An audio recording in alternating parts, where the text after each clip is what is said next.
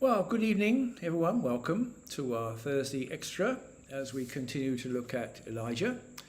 I am hearing the sounds of Africa outside the window. The bullfrogs especially are very loud this time of year, and the insects, very typical African sound, which we hear all the time. And it's what it is. It's very, very nice. So, a very warm welcome to Thursday night, and I hope that we'll get some good teaching tonight and learn some new things together. So we're carrying on from last week. Last week's is still available if you want to see it. It's on our YouTube, and the information that we're teaching is to be found below. So I don't yet see that you've come through on my screen. Ah, there we are. Long delay tonight. Never mind, it's okay. I always wait till I'm sure you're there. Hallelujah. Like the shirts, good, isn't it? I love my shirts. So, what we're doing at the moment this week is continuing this particular theme, the 7 prayers of Elijah. And let's just remind ourselves of the text. This is after after Elijah has won the victory over the prophets of Baal, and his sacrifice has been accepted by God. And he climbed to the top of Carmel, bent down to the ground and put his face between his knees. He's going to pray. Go and look towards the sea, he told his servant. He went up and looked. There was nothing there, he said. 7 times Elijah said, go back. The 7th time the servant reported, a cloud as small as a man's hand is rising in the sea. Now the background here is quite simple. It's Elijah that prophesied the drought in the first place and has caused, in the end, the battle on Carmel. And so, of course, it is Elijah who must bring it to an end. And that's what he's gone to do. He's gone to intercede before God here on Carmel to see what the Lord will do. And he prays 7 times. And we looked at the first 3, so let's look at number 4. This is a verse from the Transfiguration stories. And at the end of the Transfiguration, Jesus comes down from the mountain and he finds his disciples. They're supposed to be casting out a demon, but they've got into an argument with the Pharisees. They've lost their focus. And the Lord is frustrated with them, but in the end, he himself deals with the demonic boy, the boy with the possessed by the evil spirit. And at the end of it, they ask him, how could you do it? This is his answer. This kind can come out only by prayer or much prayer. And this is what Elijah knows and understands, that only prayer is going to bring the rains down. Why is this so important in the steps of prayer? Because the human spirit looks for other solutions all the time. Oh, if only we should do this. This is the program we should run. These are the things that we should do. We should redecorate the church. We should have a crusade. We should have a special offering. We should this, we should that, we should the other, and that will move the heart of God. This so quickly becomes the focal point of the Christian church. Doism. It's what politicians do. Politicians, I'm watching the Times, for Africans. Politicians like to do things. They like to be seen to be doing things. Actions. It was Harold Macmillan said that. Actions, my boy, actions. They like to do things. And doology quickly creeps into the life of the intercessor if we're not careful. We should do something. But what Elijah is teaching here at the fourth level is there is no other way. There is no other way except by much prayer. Now, I think I'm living in a church where doology is replacing theology. Certainly in prayer, people are very quick to do things, or go to things, or put up things, or paint things, or write things, or teach things, as a substitute for what Elijah knew was the essential, much prayer. And I think as he steps down through his levels, at level 4, he is reminding us and reminding himself that this is the only way the drought will end. There is no other way, much prayer or nothing. Now, why do I put it 4?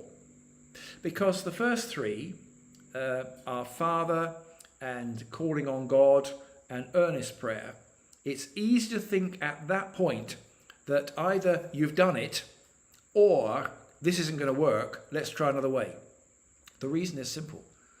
The one thing the enemy fears more than anything else is this: much prayer.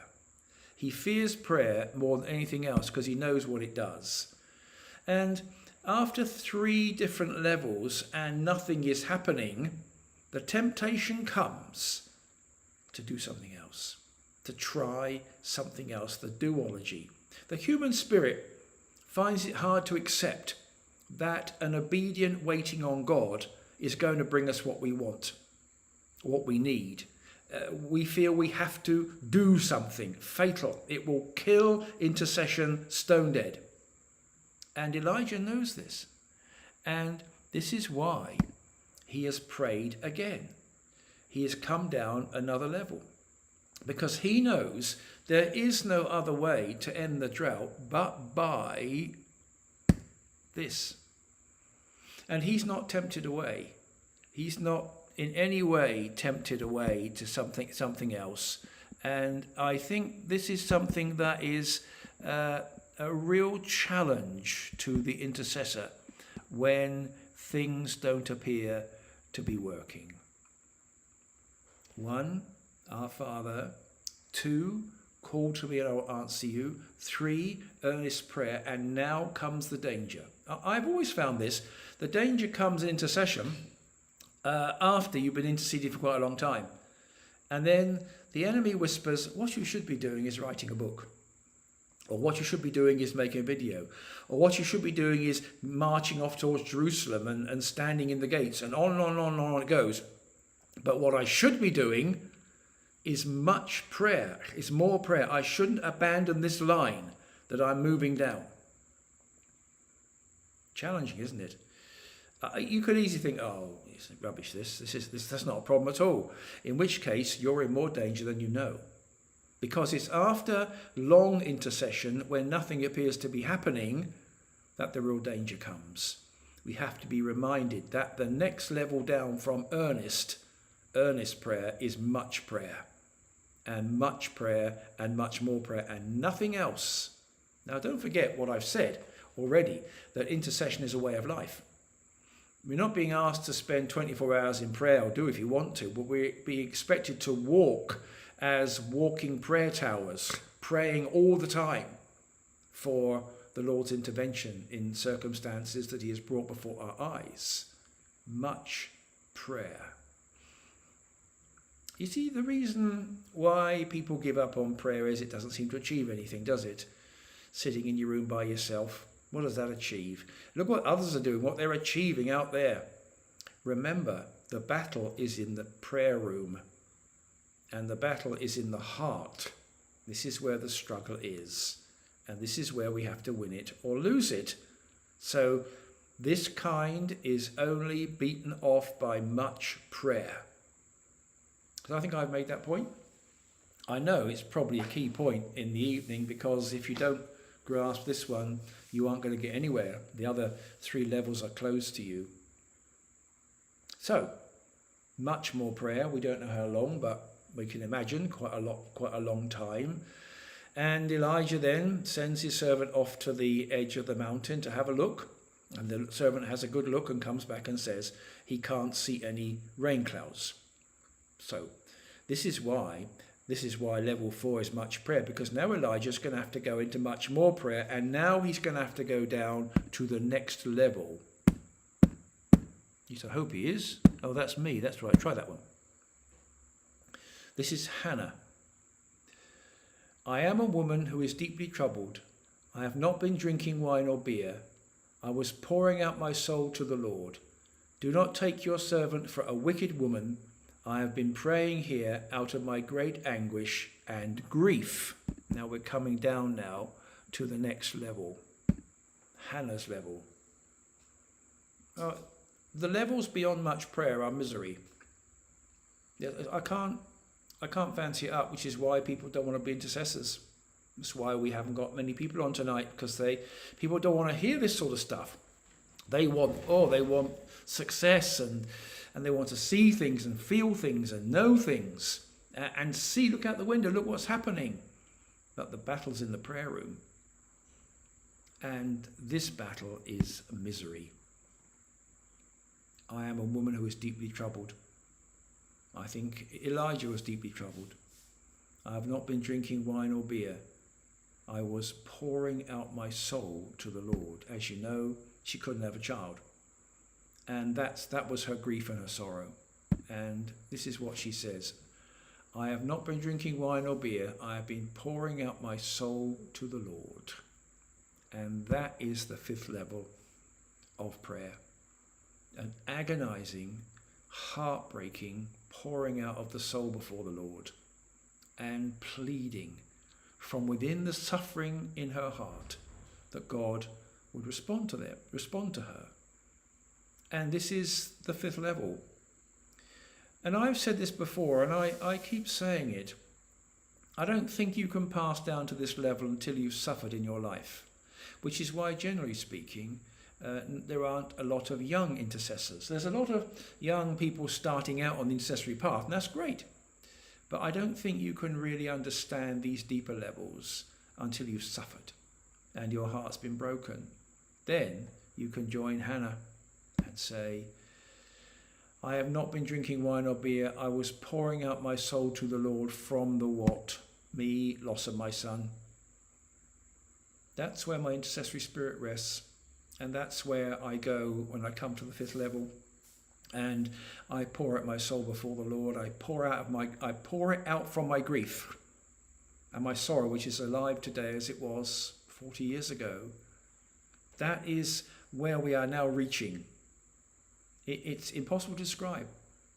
It is just terrible.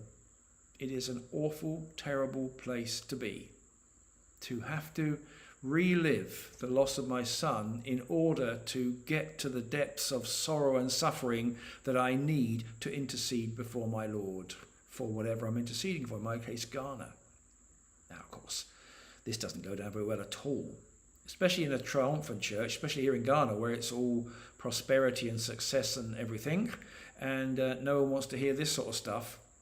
But, as we're about to see, this is the sort of stuff that moves the heart of God.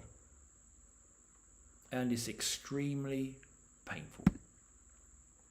And the thing about this is that intercession at these lower levels, 5 and 6 particularly, is extremely painful, heartrending, heartbreaking, and awful. This is where we are now moving into the very deep levels of intercession. And you might ask yourself, why is it this way? Well, I don't know. This is just the way it is. For 2,000 years, we've been learning that this is the way. Of course, Ghana thinks it's found a new way. I constantly say to them, from your 67 years or whatever of wealth of knowledge, you've dismissed 2,000 years of Christian experience. Most of us will tell you that it is through the suffering heart that we reach deepest into the heart of God. And in intercession, at this level, we have to reach very deeply into his heart. We have to reach his heart through our own suffering heart. And lots of people don't like it. But the thrust of the intercessory spirit for 2,000 years in the Western Church has been this way. And the intercessors have gone before us. I can't think. Alexandria de Costa, Martha Robin, John of the Cross, Teresa of So, Teresa Avila, Francis of Assisi. On and on we go. John of the Cross, the Desert Fathers.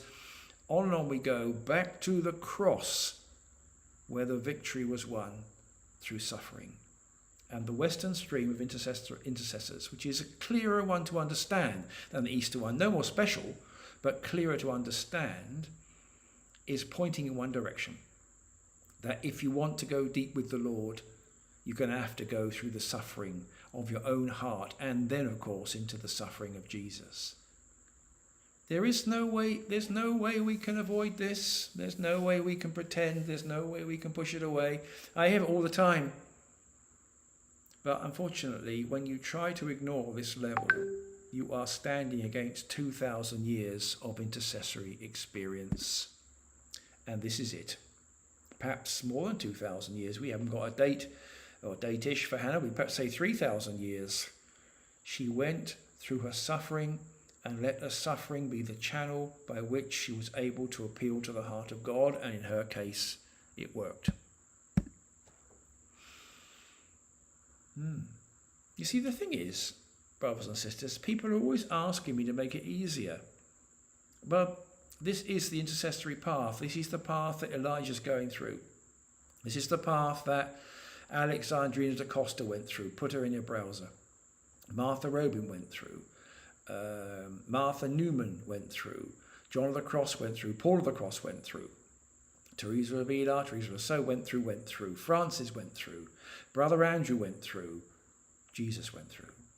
This is the way we reach the heart of God. Through our own sufferings and letting them be, as it were, the channels down which we can intercede to move the heart of God. And if you don't like it, don't do it. Level 6. Well, the servant goes off again, and the servant is probably distressed by seeing the distress of his master, and probably wanted to see the rain, but when he got to the cliff edge, nothing, not a sign. Back he goes again and says, sorry, can't see any. And now we have to pass to the 6th level, and we have to move out of the Old Testament to the New. This is Jesus in Gethsemane. And being in anguish, he prayed the more earnestly, and his sweat was like drops of blood falling to the ground. And that's why I'm comfortable with saying all these things about Hannah, because she was merely a prototype, a type of what Jesus was going to go through in Gethsemane. Caught between the desire to serve his Father in his divinity and the agony of it in his humanity. Caught between those two, we read this. Being in anguish, he prayed the more earnestly, and his sweat was like drops of blood falling to the ground. See, when we enter the intercessory arena, this is our password. Being in anguish, he prayed more earnestly, and his sweat was like drops of blood falling to the ground. I was just thinking of Julian of Norwich, who had a very painful vision of seeing the crown of thorns on the Lord's head and the blood running down, and the next thing she knew, the crown was on her head too, and the blood was running down. Well, I think she's right. I think at the 6th level of intercession, we are at the extreme of what we humanly can cope with. This is the absolute extreme of what we can cope with. The anguish, the earnestness, the sweat like drops of blood, the agony of this prayer, trying to move the heart of God. And that's where we're aiming for, because then we are interceding at the foot of the cross. Or are we? St. Gemma of Gilgali had an amazing vision. She was walking through the refectory of her convent, and she saw the cross on the wall, and in a moment, in a vision, she was transported and found herself on the cross, sharing the sufferings of Jesus. Well, I think she's right. I think in the intercessory field, she's absolutely right. This is where we come to. This is where Elijah's come to.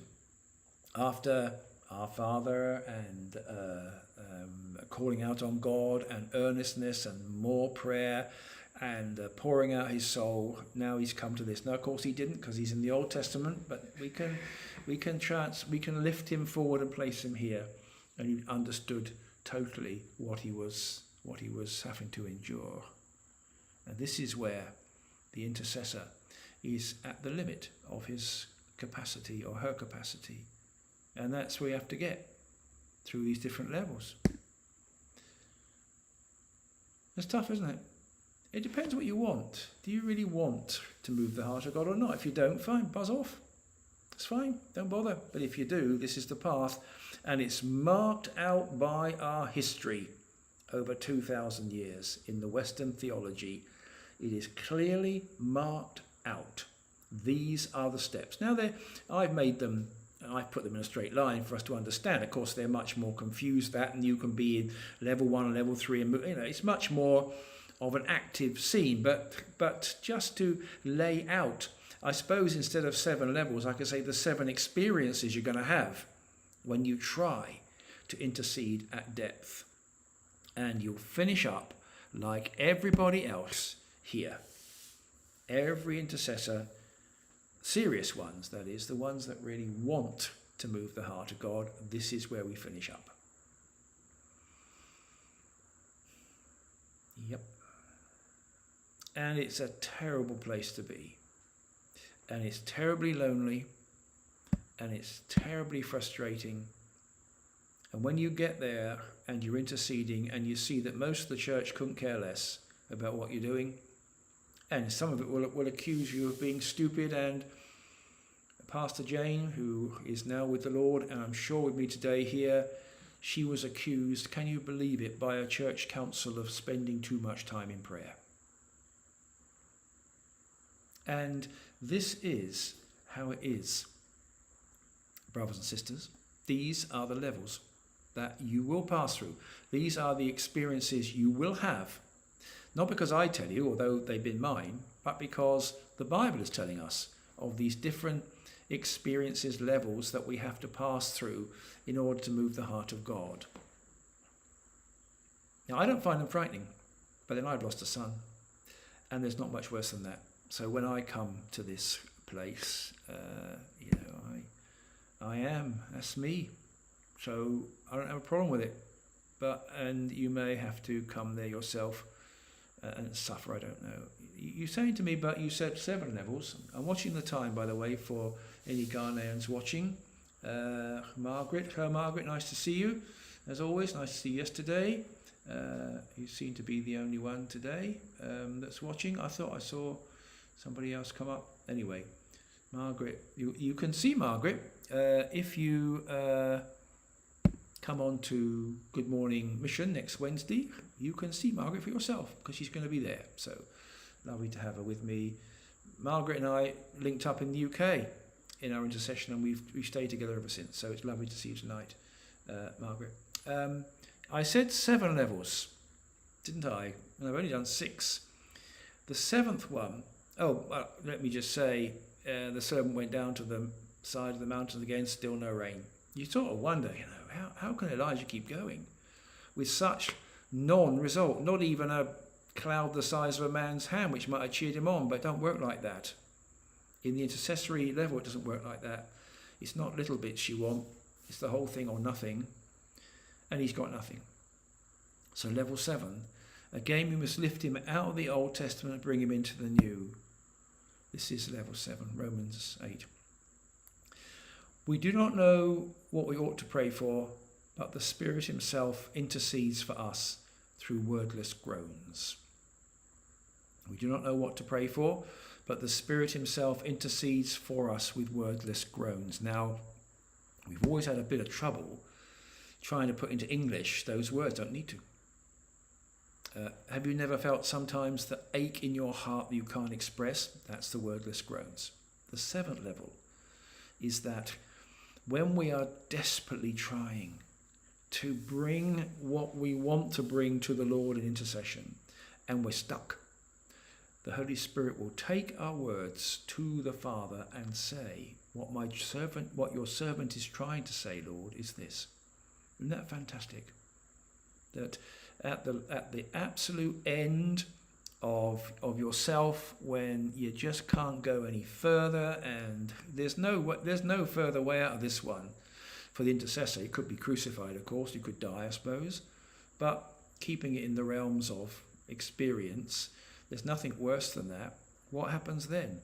At this level, we intercede with sighs too deep for words, and the Spirit takes those sighs and lifts them to the Father.